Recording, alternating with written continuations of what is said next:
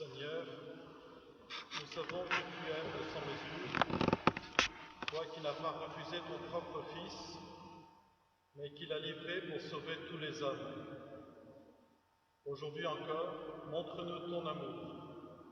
Nous voulons suivre le Christ qui marche librement vers sa mort. Soutiens-nous comme tu l'as soutenu et sanctifie-nous dans le mystère de sa Pâque, lui qui règne pour les siècles des siècles. Amen.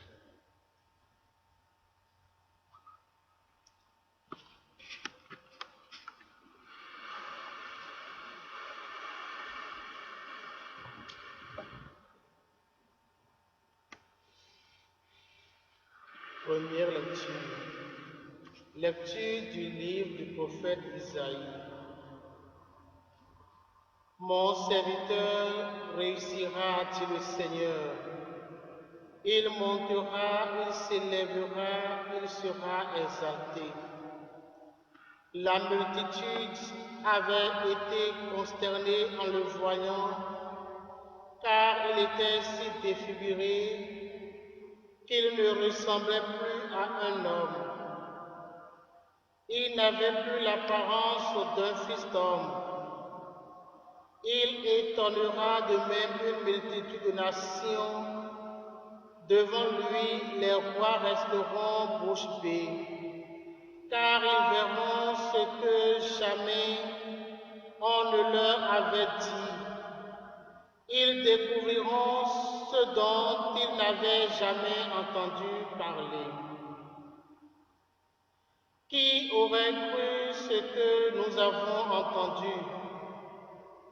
Le bras puissant du Seigneur, à qui s'est-il révélé? Devant lui, le serviteur a poussé comme une plante chétive, une racine dans une terre aride. Il était sans apparence ni beauté qui attire nos regards. Son aspect n'avait rien pour nous plaire. Méprisé, abandonné des hommes, homme de douleur, familier de la souffrance, il était pareil à celui devant qui on se voile la face. Et nous l'avons méprisé, compté pour rien.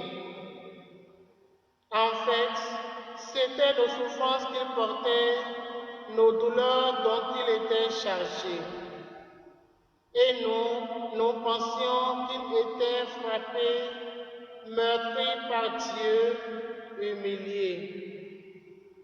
Or, c'est à cause de nos révoltes qu'il avait été transpercé, à cause de nos fautes qu'il avait été broyé. Le châtiment qui nous donne la paix a pesé sur lui. Par ses blessures, nous sommes guéris. Nous étions tous errants comme des brebis. Chacun suivait son propre chemin.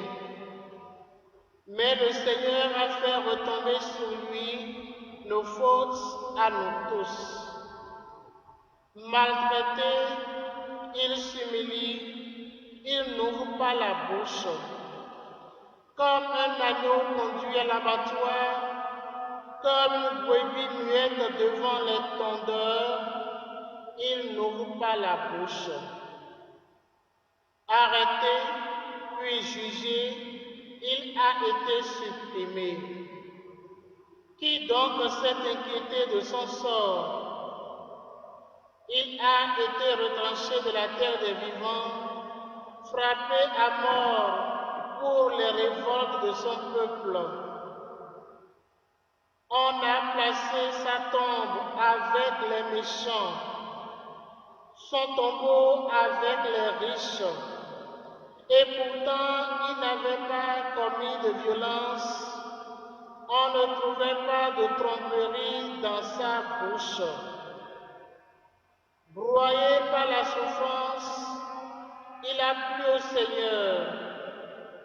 S'il remet sa vie en sacrifice de réparation, il verra une descendance, il prolongera ses jours.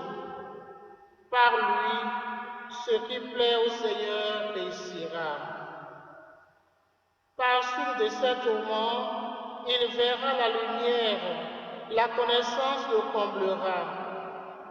Le juste, son serviteur, justifiera les multitudes, il se chargera de leurs fautes. C'est pourquoi parmi les grands, je lui donnerai sa part. Avec les puissants, il partagera le butin. Car il s'est dépouillé lui-même jusqu'à la mort. Et il a été compté avec les pécheurs.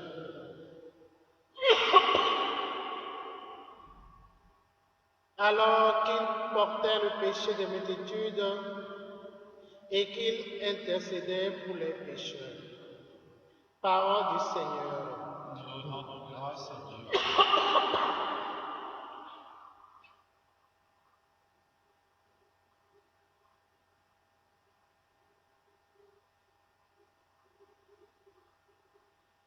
En tes mains, Seigneur, je remets mon esprit. En tes mains, Seigneur, je remets mon esprit. En toi, Seigneur, j'ai mon refuge. Garde-moi d'être humilié pour toujours. En tes mains, je remets mon esprit. Tu me rachètes, Seigneur, Dieu de vérité. En tes mains, Seigneur, je remets mon esprit. Je suis la risée de mes adversaires et même de mes voisins. Je fais peur à mes amis. S'ils me voient sous la rue, ils me fuient. En tes mains, Seigneur, je remets mon esprit. Sur ton serviteur, que s'illumine ta face. Sauve-moi par ton amour. Sois fort, prenez courage. Vous tous qui espérez le Seigneur. En tes mains, Seigneur, je remets mon esprit.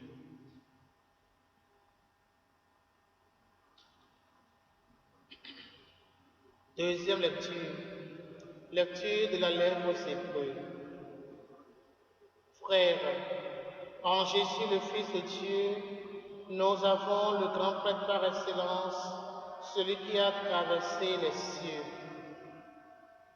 Tenons donc ferme l'affirmation de notre foi.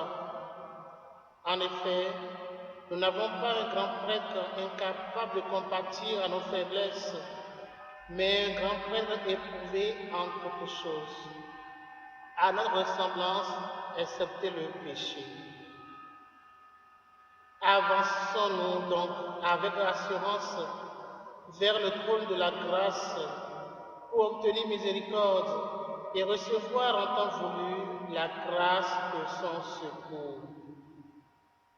Le Christ, pendant les jours de sa vie dans la chair, offrit avec un grand cri et dans les larmes des prières et des supplications à Dieu qui pouvait le sauver de la mort, et il fut exaucé en raison de son grand respect. Bien qu'il soit le Fils, il a pris par ses souffrances l'obéissance et conduit à sa perfection.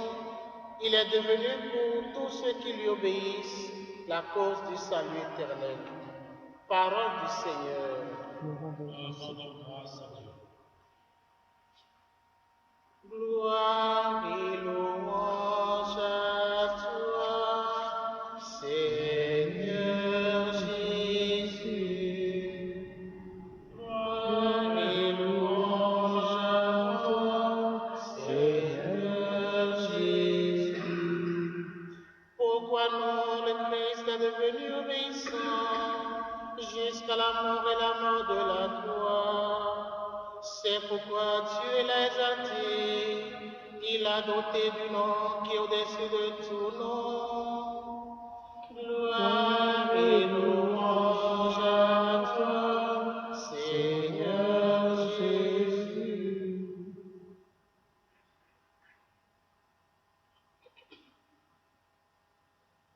La passion de notre Seigneur Jésus-Christ selon Saint Jean.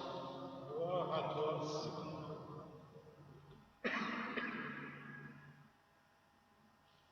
En ce temps-là, après le repas, Jésus sortit avec ses disciples et traversa le torrent du Cédron. Il y avait là un jardin dans lequel il entra avec ses disciples. Judas, qui le livrait, connaissait l'endroit lui aussi, car Jésus et ses disciples s'y étaient souvent réunis.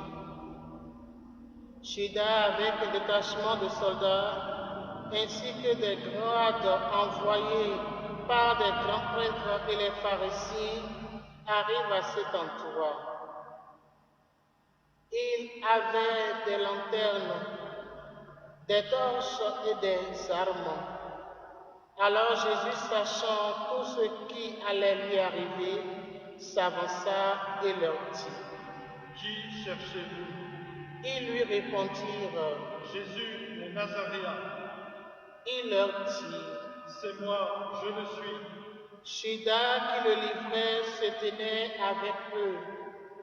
Quand Jésus leur répondit: C'est moi, je le suis, ils reculèrent et ils tombèrent à terre. Il leur demanda de nouveau: Qui cherchez-vous? Ils dirent: Jésus, le Nazaréen. Jésus répondit: Je vous l'ai dit, c'est moi, je le suis. Si c'est bien moi que vous cherchez, cela, laissez-les partir. Ainsi s'accomplissait la parole qu'il avait dite: Je n'ai perdu aucun de ce que tu m'as donné. Or, Simon-Pierre avait une épée. Il la tira, frappa le serviteur du grand prêtre et lui coupa l'oreille droite. Le nom de ce serviteur était Malchus. Jésus dit à Pierre: Remets ton épée au fourreau. La coupe que m'a donnée le Père, vais-je refuser de la boire?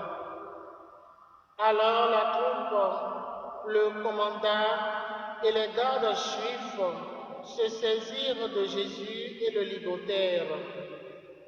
Ils l'emmenèrent d'abord chez Anne, beau-père de Caïphe, qui était grand-père cette année-là.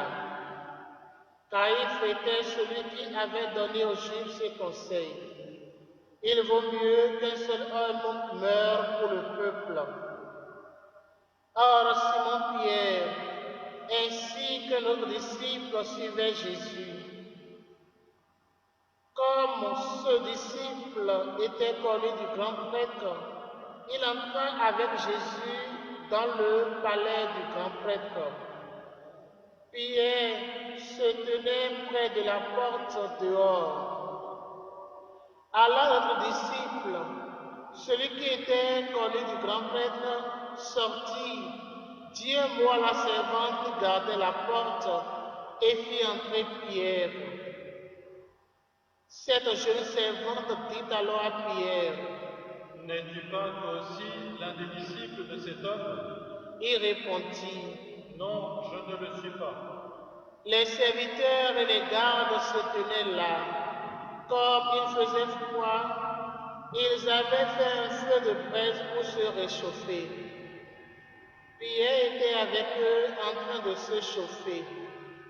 Le grand prêtre interrogea Jésus sur ses disciples et sur son enseignement. Jésus lui répondit: Moi, j'ai parlé au monde ouvertement. J'ai toujours enseigné à la synagogue et dans le temple, là où tous les Juifs se réunissent, et je n'ai jamais parlé en cachette. Pourquoi m'interroges-tu? Ce que je leur ai dit, demande-le à ceux qui m'ont entendu. Eux savent ce que j'ai dit. À ces mots, un des gardes qui était à côté de Jésus lui donna une gifle en disant, « C'est ainsi que tu réponds au grand prêtre. » Jésus lui répliqua, « Si j'ai mal parlé, montre ce que j'ai dit de mal. Mais si j'ai bien parlé, pourquoi me frappes-tu » Elle l'envoya toujours ligoté au grand prêtre Caïphe. Simon Pierre était donc en train de se chauffer. On lui dit, « N'es-tu pas toi aussi l'un de ses disciples » Pierre le nia et dit, « Non, je ne le suis pas. » Un des serviteurs du grand prêtre, parent de celui à qui Pierre avait coupé l'oreille, insista. Est-ce que moi, je ne t'ai pas vu dans le jardin avec lui ? Encore une fois, Pierre le nia. Et aussitôt, un coq chanta. Alors on amène Jésus de chez Caïphe au prétoire. C'était le matin. Ceux qui l'avaient amené n'entrèrent pas dans le prétoire pour éviter une souillure et pouvoir manger l'agneau pascal. Pilate sortit donc à leur rencontre et demanda, « Quelle accusation portez-vous contre cet homme ?» Ils lui répondirent, « S'il n'était pas un malfaiteur, nous ne t'aurions pas livré cet homme. » Pilate leur dit, « Prenez-le vous-même et jugez-le suivant votre foi. » Les Juifs lui dirent, « Nous n'avons pas le droit de mettre quelqu'un à mort. » Ainsi s'accomplissait la parole que Jésus avait dite pour signifier de quel genre de mort il allait mourir.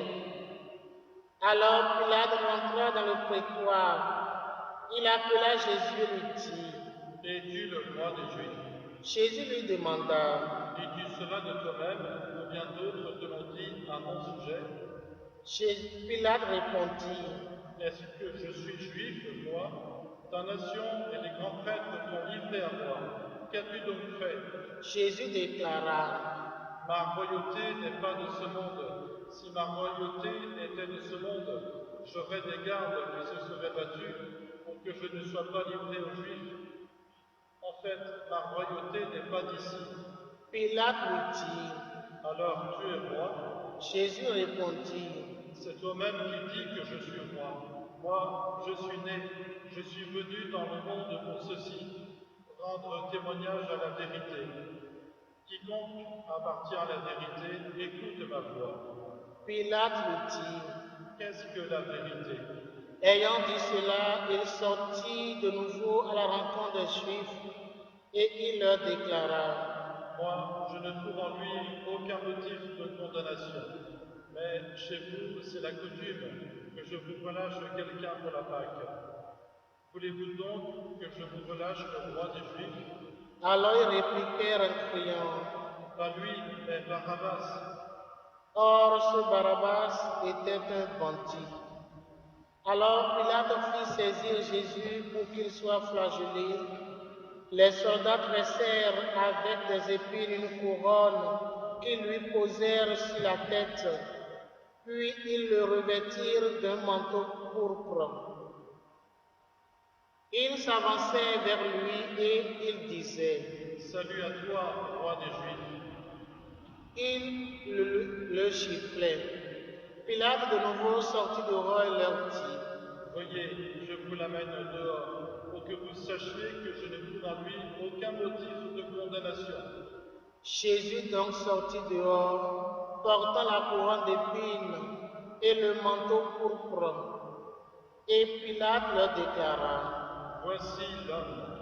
Quand ils le virent, les grands prêtres et les gardes se mirent à crier. Crucifie-le, crucifie-le. Pilate leur dit, Prenez-le vous-même et crucifiez-le.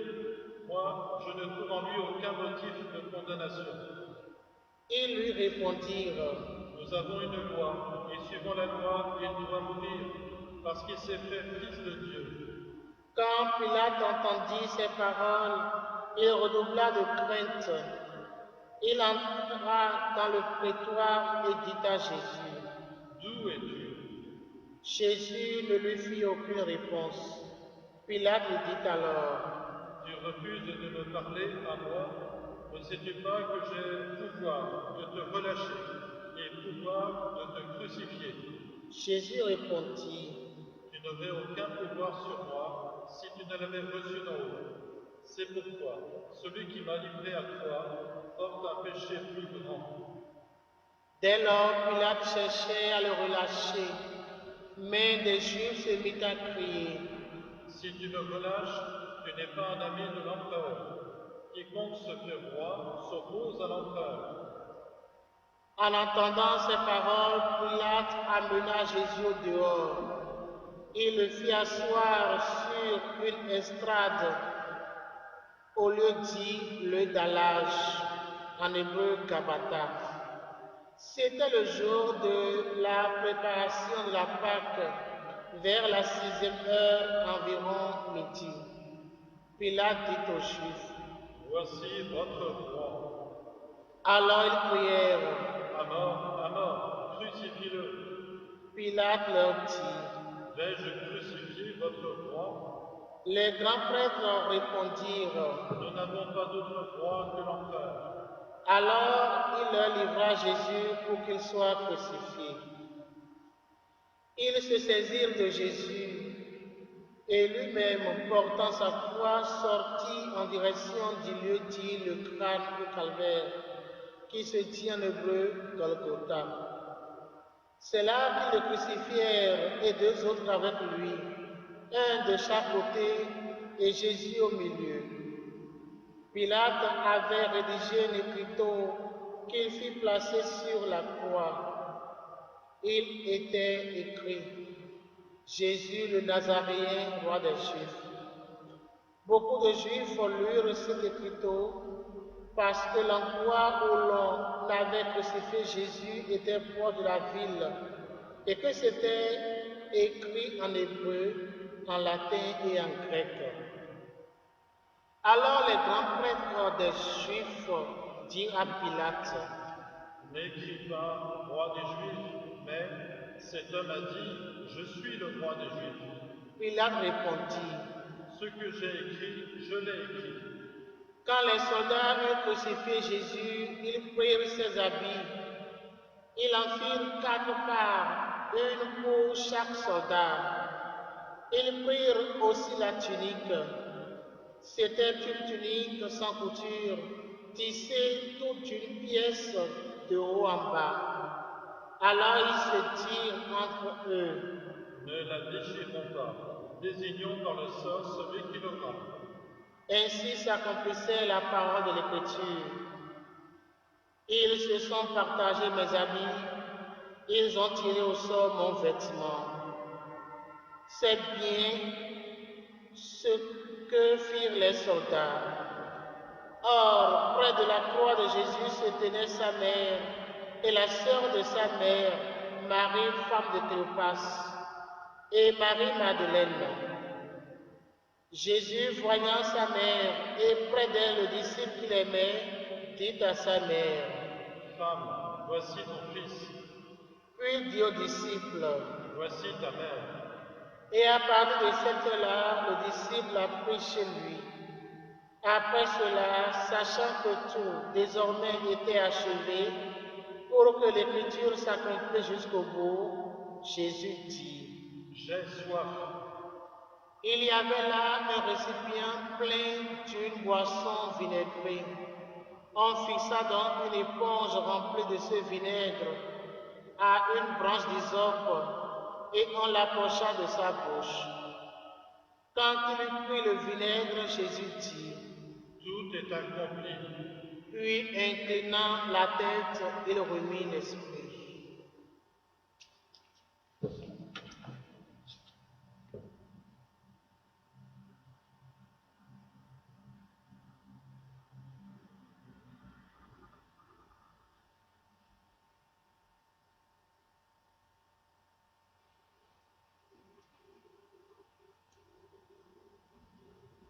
Comme c'était le jour de la préparation, c'est-à-dire le vendredi, il ne fallait pas laisser les corps en croix pourquoi durant le sabbat, d'autant plus que ce sabbat était le grand jour de la Pâque.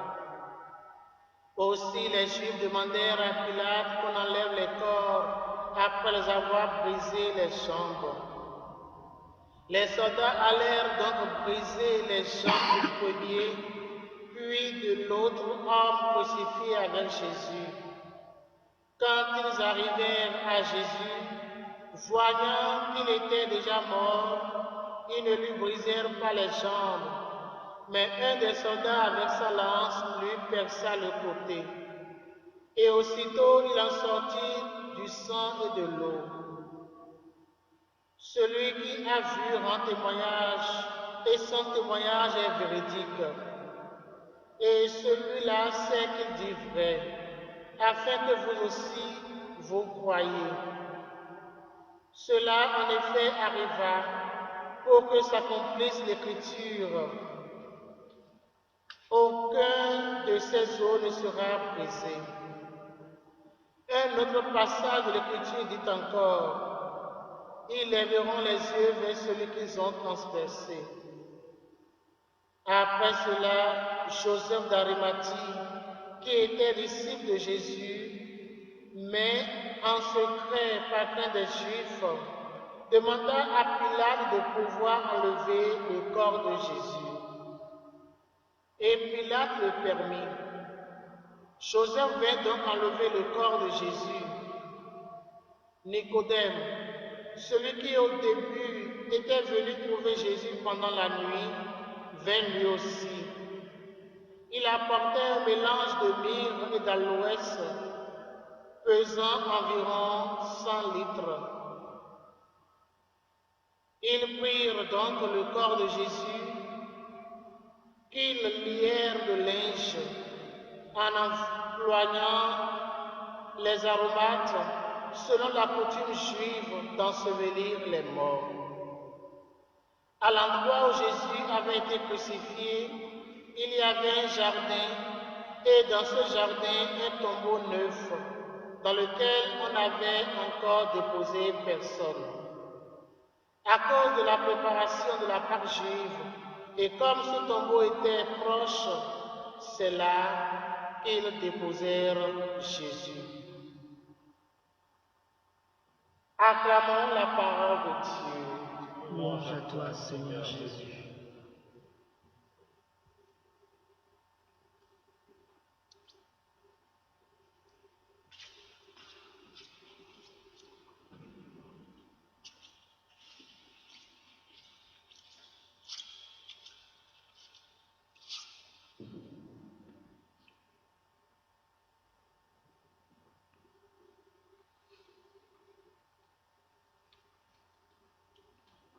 Nous voici, chers amis, frères et sœurs, en ce vendredi saint, à célébrer la mort du Christ.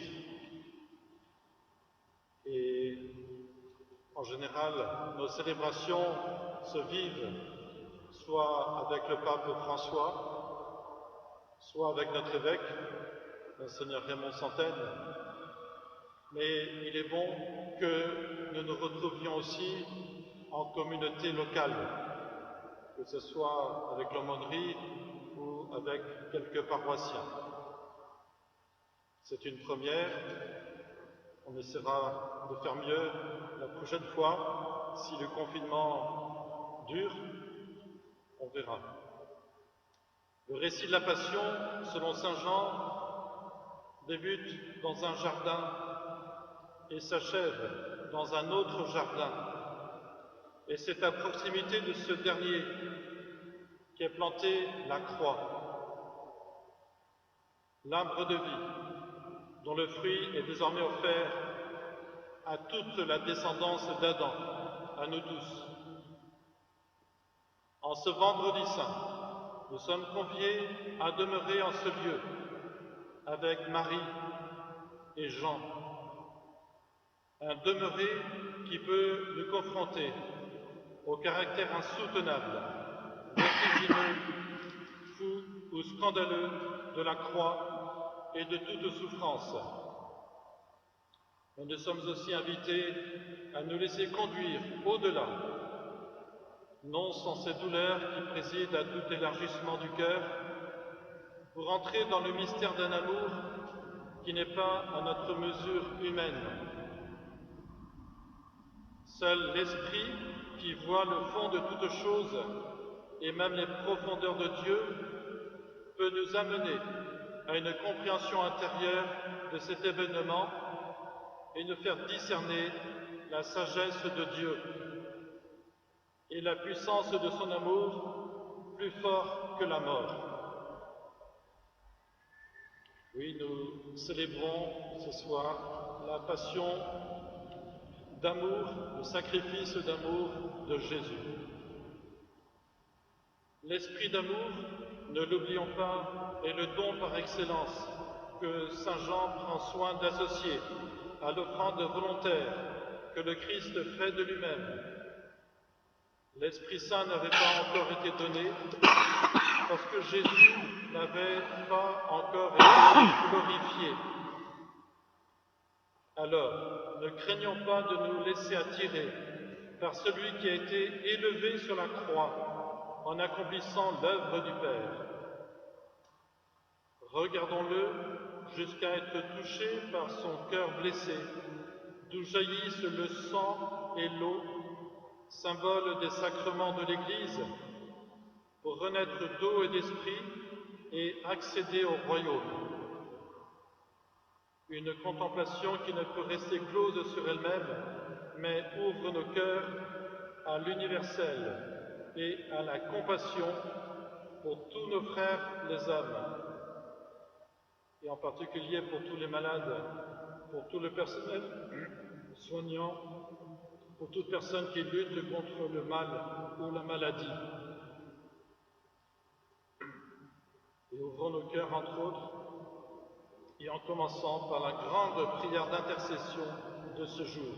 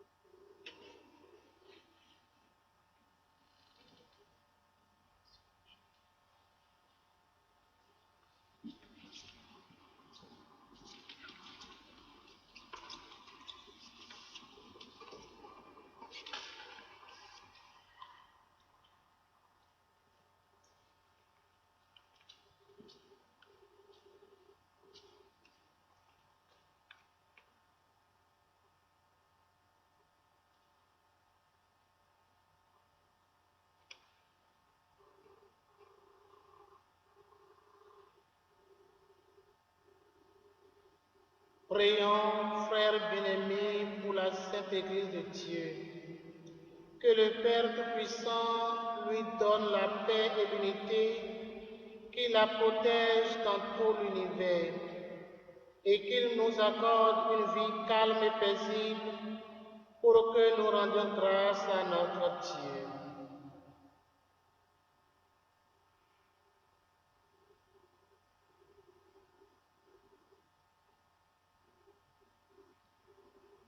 Dieu éternel et tout-puissant, dans le Christ, tu as révélé ta gloire à tous les peuples.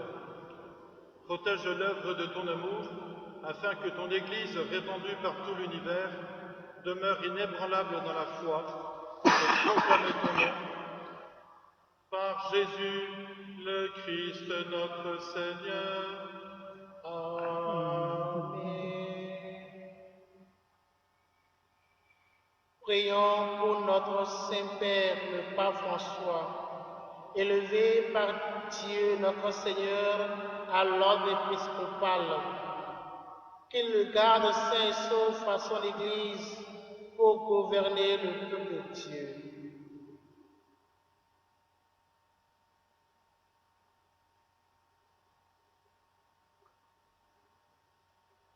Dieu éternel et tout-puissant, dont la sagesse organise toutes choses, daigne écouter notre prière.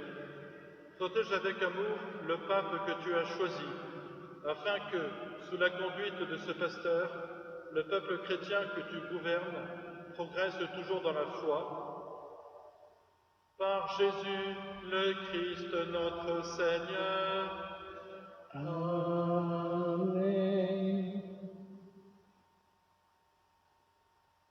Prions pour notre évêque Raymond Santaine,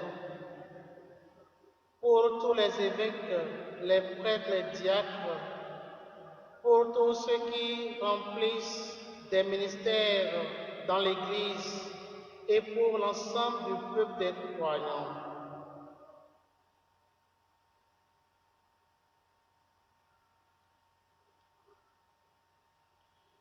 Dieu éternel et tout-puissant, dont l'Esprit sanctifie et gouverne le corps entier de l'Église, exauce les prières que nous t'adressons pour tous les ordres de fidèles qui la composent.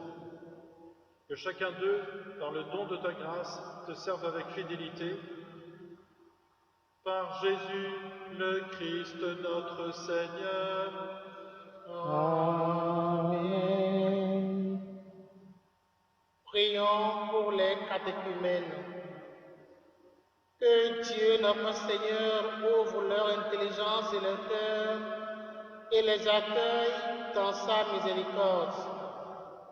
Après avoir reçu le pardon de tous leurs péchés par le bain de la naissance nouvelle, qu'ils soient incorporés à notre Seigneur Jésus-Christ.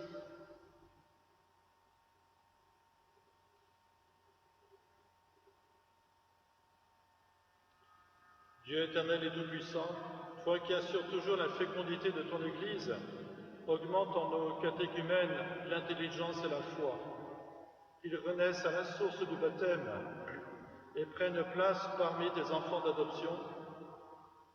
Par Jésus le Christ notre Seigneur. Amen. Prions pour tous nos frères qui croient en Jésus-Christ et s'efforcent de conformer leur vie à la vérité. Demandons au Seigneur notre Dieu de les rassembler et de les garder dans l'unité de son Église.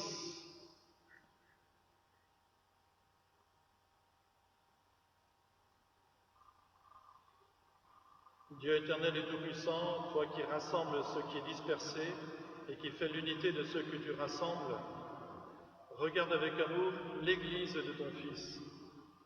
Nous te prions d'unir dans la totalité de la foi et par le lien de la charité tous les hommes qu'un seul baptême a consacrés. Par Jésus le Christ notre Seigneur. Amen. Prions pour les Juifs à qui Dieu a parlé en premier, qu'ils progressent dans l'amour de son nom et la fidélité à son alliance.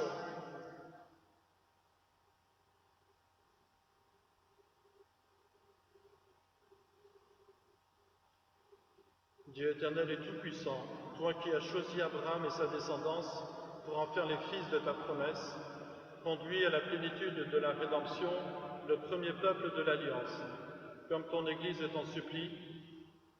Par Jésus le Christ notre Seigneur. Amen. Prions pour ceux qui ne croient pas en Jésus-Christ. Demandons qu'à la lumière de l'Esprit Saint, ils soient capables eux aussi de s'engager pleinement sur le chemin du salut.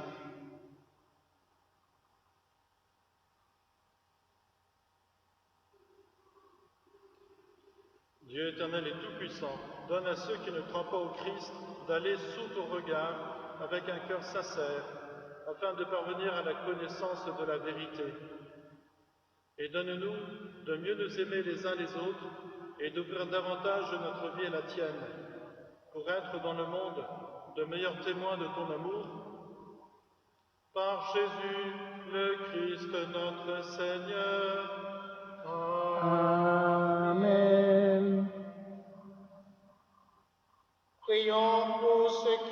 ne connaissent pas Dieu. Demandons qu'en obéissant à leur conscience, ils parviennent à le reconnaître.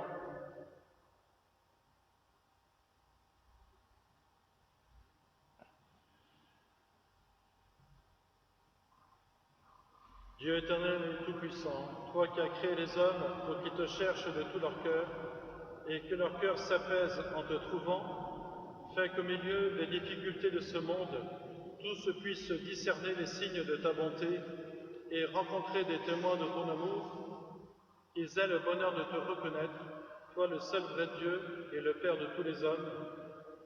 Par Jésus le Christ notre Seigneur. Amen. Prions pour les chefs d'État et tous les responsables des affaires publiques. Que le Seigneur notre Dieu dirige leur esprit et leur cœur selon sa volonté pour la paix et la liberté de tous.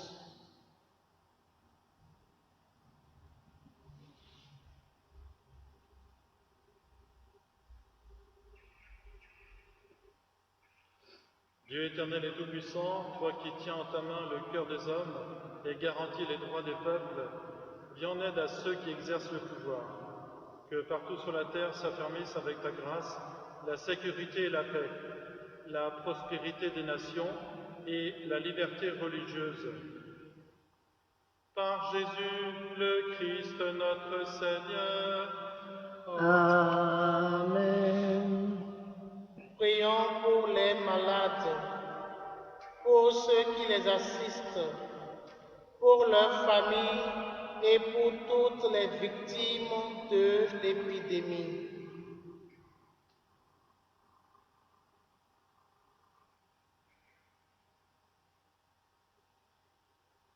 Dieu qui veut être la vie de tout homme, Dieu qui n'abandonne aucun de tes enfants, accorde à nos frères et sœurs malades la force de lutter pour guérir.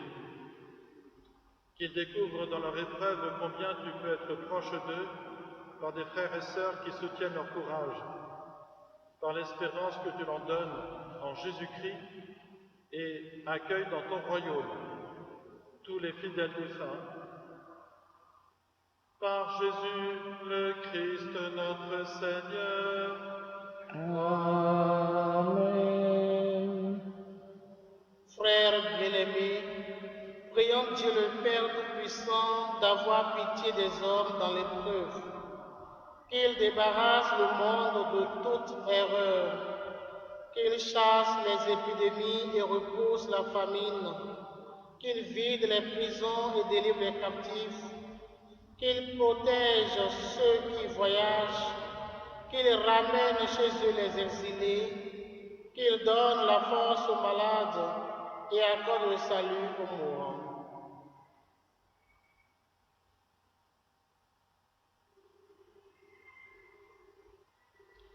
Dieu éternel et tout-puissant, consolation des affligés, force de ceux qui peinent, entends les prières des hommes qui t'appellent, quelle que soit leur souffrance, qu'ils aient la joie de trouver dans leur détresse le secours de ta miséricorde. Par Jésus le Christ notre Seigneur. Amen.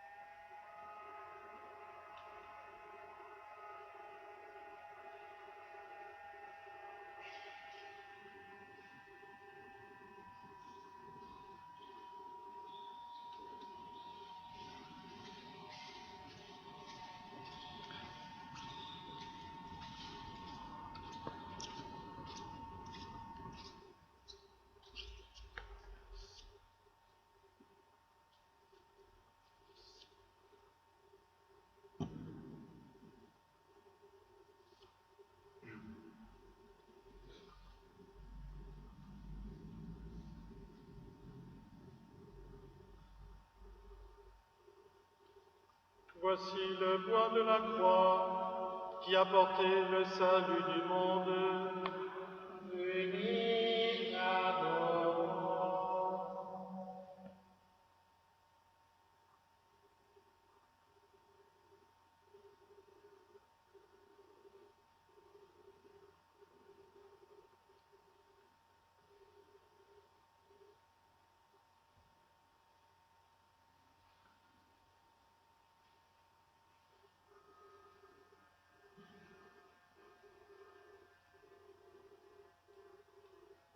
Voici le bois de la croix qui a porté le salut du monde. Venez adorer.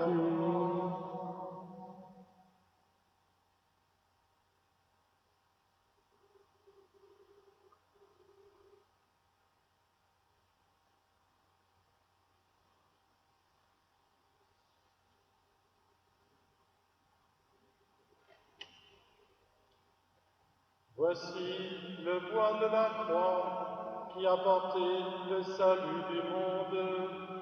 Venez adorons.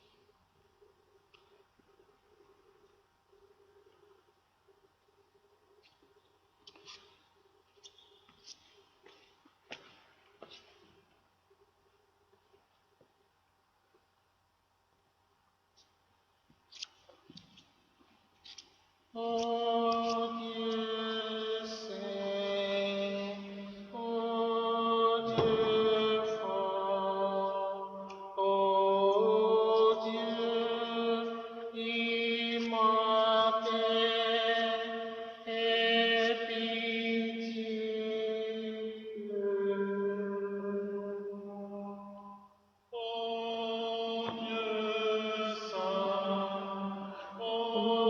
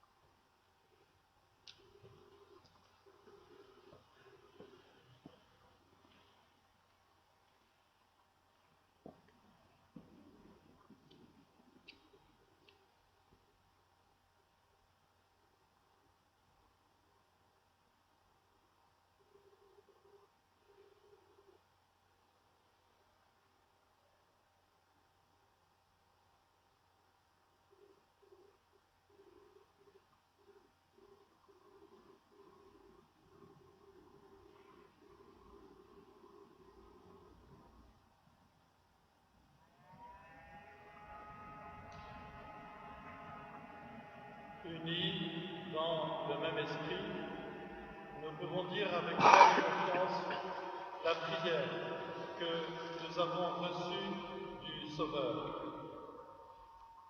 Notre Père, qui es aux cieux, que ton nom soit sanctifié, que ton règne vienne, que ta volonté soit faite sur la terre comme au ciel.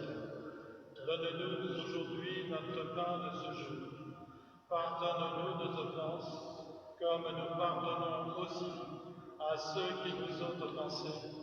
Et ne nous laisse pas entrer en tentation, mais délivre-nous du mal. Délivre-nous de tout mal, Seigneur, et donne la paix à notre temps. Par ta miséricorde, libère-nous du péché. Rassure-nous devant les épreuves. En cette vie où nous espérons le bonheur que tu promets, l'avènement de Jésus-Christ, notre Sauveur. Car Que c'est de toi toi qui tu appartient appartiens, le règne, la puissance et la gloire pour les siècles des siècles. Amen.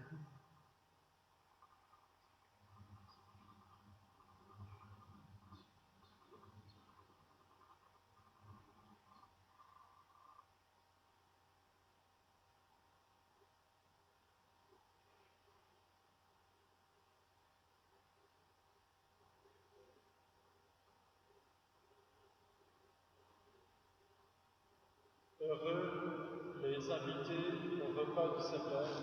Voici l'agneau de Dieu qui enlève le péché du monde. Seigneur, je ne suis pas digne de te recevoir, mais dis seulement une parole et je serai guéri.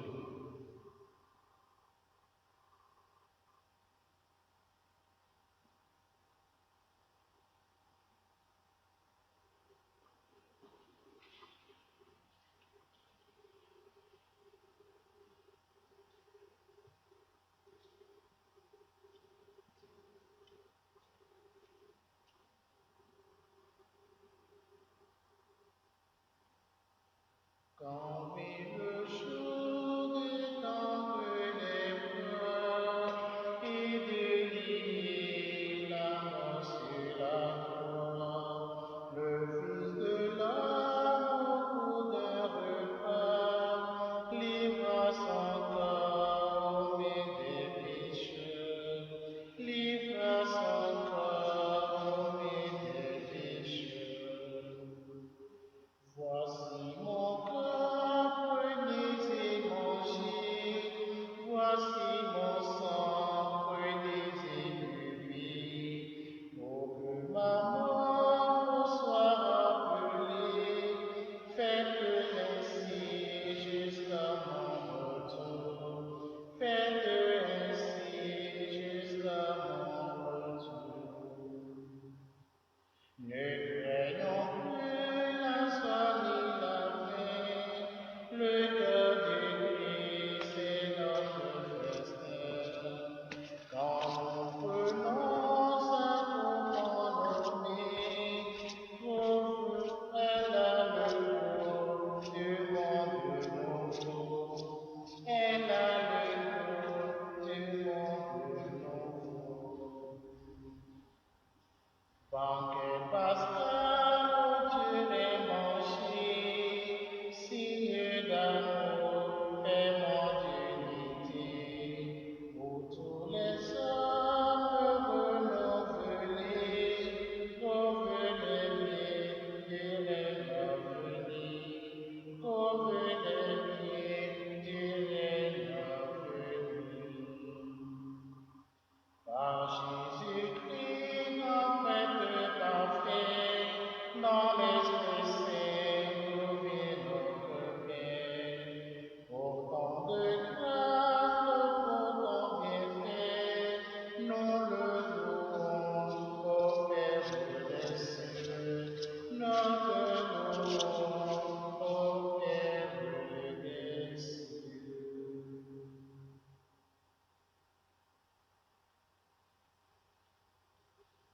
Prions le Seigneur.